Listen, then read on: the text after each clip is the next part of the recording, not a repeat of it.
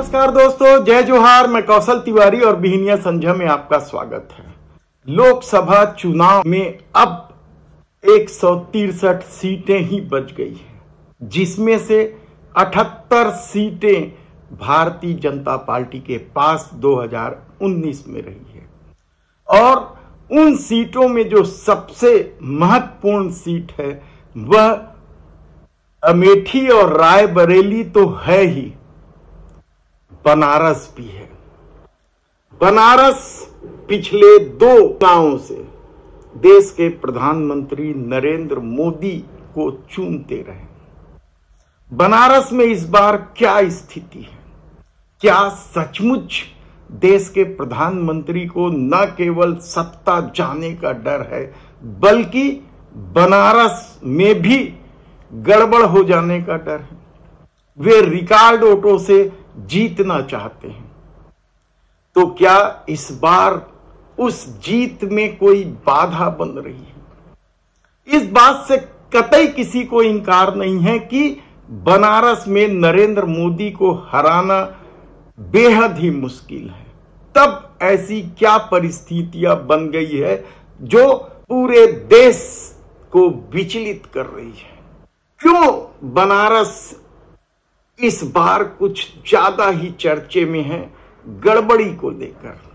नामांकन से शुरू हुआ खेल क्या मतदान तक आते आते सब कुछ बदल कर रख देगा, या फिर हर बार की तरह देश के प्रधानमंत्री नरेंद्र मोदी इस बार भी लीड बढ़ाएंगे, जीत का अंतर बड़ा कर देंगे और शायद इतना बड़ा कर दें कि उस रिकॉर्ड को तोड़ना मुश्किल हो जाए। हालांकि रिकॉर्ड टूटने के लिए ही बनते हैं। सवाल उस नामांकन के दौर से है जब देश के प्रधानमंत्री नरेंद्र मोदी को शक्ति प्रदर्शन करना पड़ा।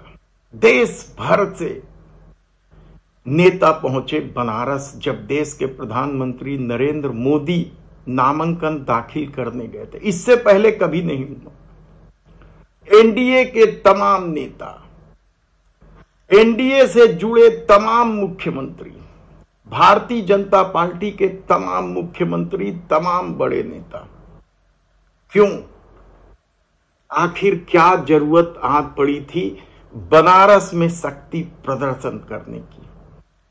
क्या कोई डर है, या फिर उस बहाने पूरे देश में माहौल बनाया जा रहा था?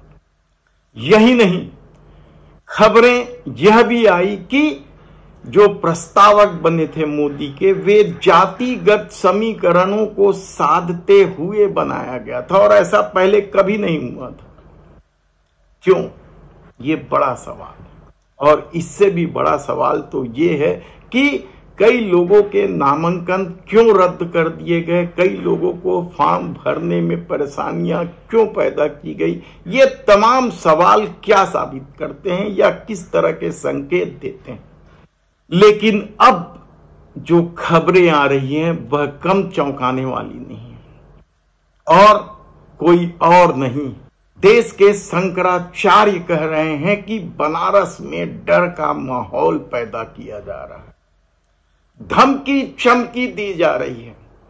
आधी रात के बाद घरों में घुसकर धमकाया जा रहा है कि प्रस्तावक बनने से इनकार कर दो।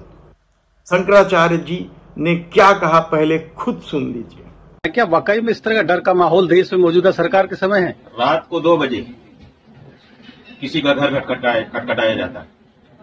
जब वो दरवाजा खोलता है नींद से उठ करके, आधी नींद में, उसके घर के परिवार के लोग हैं, माताएं हैं, बहनें हैं, बच्चे हैं, तब मेयर घुसता है शहर का, और मेयर घुस करके कहता है कि तुम प्रस्तावक बने हो, मत बनो, तुम कह दो, चल करके बयान दे दो कि तुमसे जबरदस्ती करवाई गई।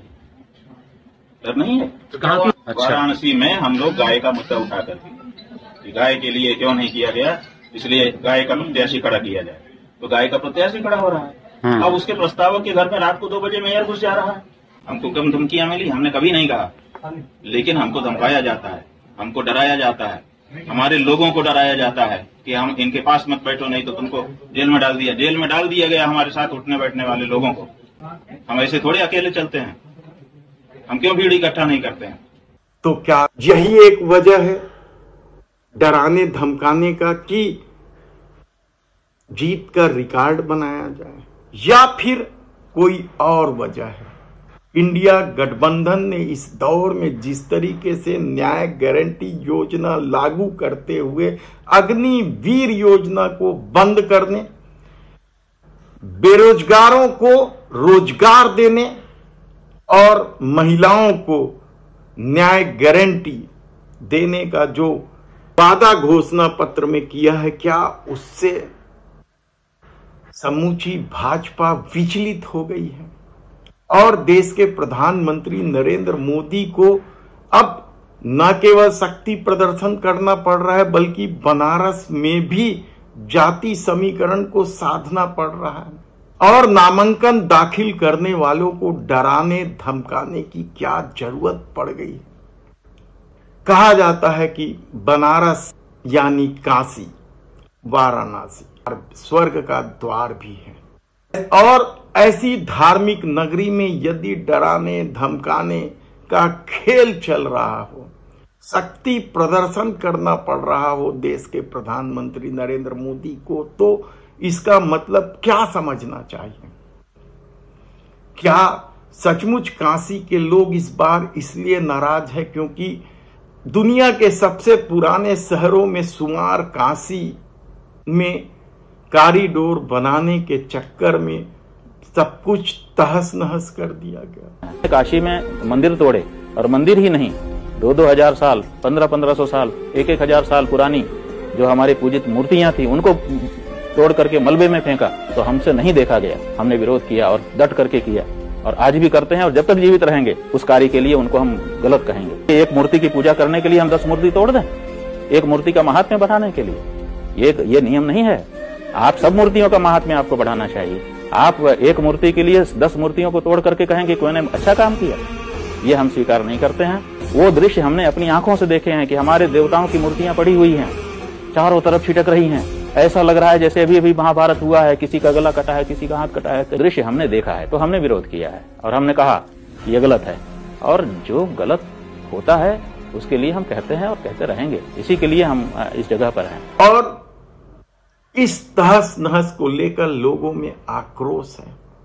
सवाल कई उठा सकते हैं, लेकिन जीत देश के प्रधानमंत्री नरेंद्र मोदी का जब लगभग तय है, तब ये माहौल क्यों, डर का माहौल क्यों बनाया जा रहा है?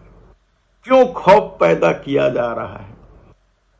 दावा तो उत्तर प्रदेश में कानून के राज का है, तब मेयर के खिलाफ कार्रवाई कौन करेगा यदि वह उसी कानून के राज से संबंधित हो? या क्या यह रिपोर्ट भी लिखी जाएगी?